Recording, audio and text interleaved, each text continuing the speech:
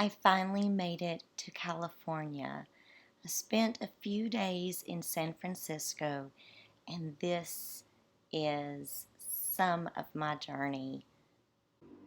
Once we landed, we quickly found a park where I could lay down and get some grounding. I was amazed at the fog. It was beautiful to see. Of course, we snacked on some ice cream and did a little shopping before we went sightseeing. We visited two beaches while we were in San Francisco, the Muir Beach and Stinson Beach. We did the same thing at both beaches. We had a little picnic and just enjoyed the scenery. It was a bit too cold to play in the water for me, but it was amazing to see the difference in the oceans in the West um, compared to what I've seen on the East Coast. So it was, regardless, beautiful experience. Near Stinson Beach, we found a cold spring water.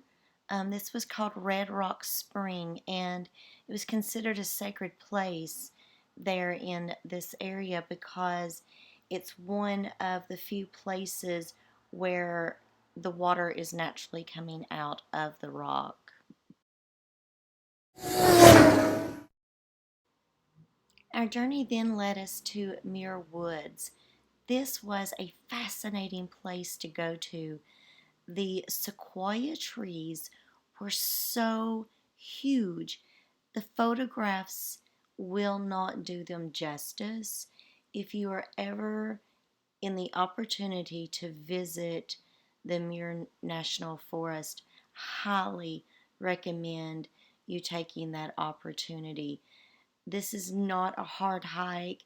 It's paved and just an easy walk to um, to experience being amongst the giants.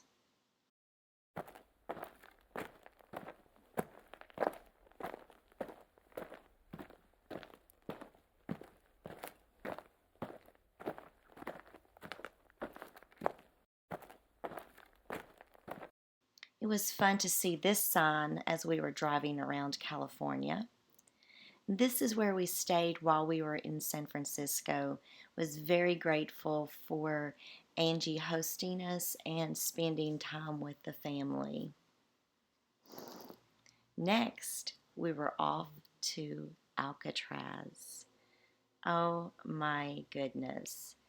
I have dreamed of going here, and I can't tell you the heartache that I felt there, but also just mesmerized by the history that I learned the time that the natives took over the island and would not let the U.S. government back on.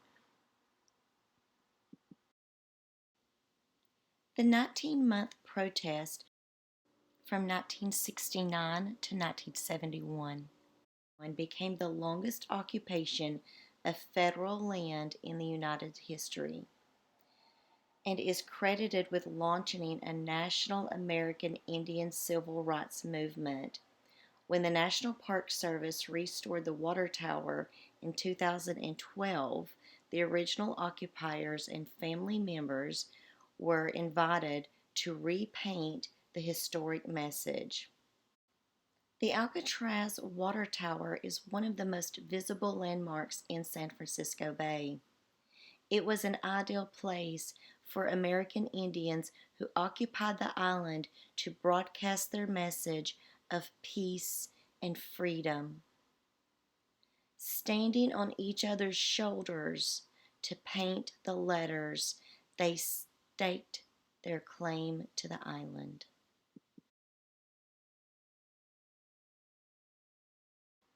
Exploring the cells was just heartbreaking.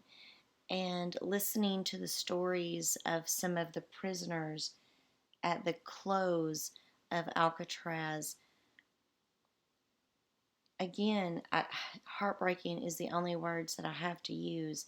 One prisoner said that even though he was leaving there to go to another prison, it was like leaving hell, and um, having a sense of freedom to walk out of there.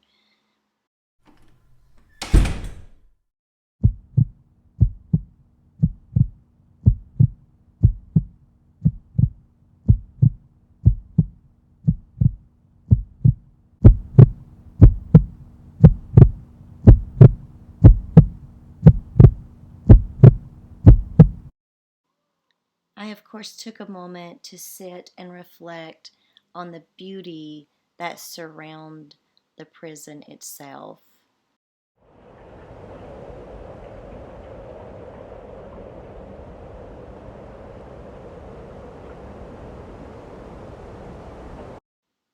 I will drop a link in the description that tells more about the Red Power, the time that the natives took over Alcatraz, the island of Alcatraz. It was a fascinating story to read about while we was exploring the site, and history that I did not know about.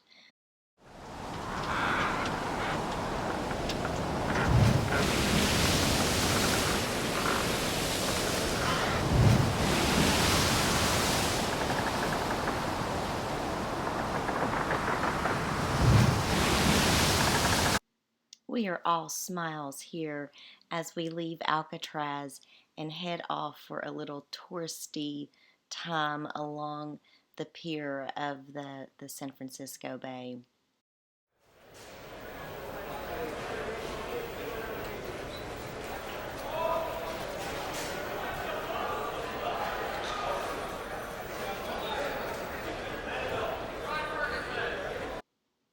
We closed our trip here with a visit to the Golden Gate Bridge Park, where it talks about the history of building the bridge, and I was able to FaceTime my mother for the last time.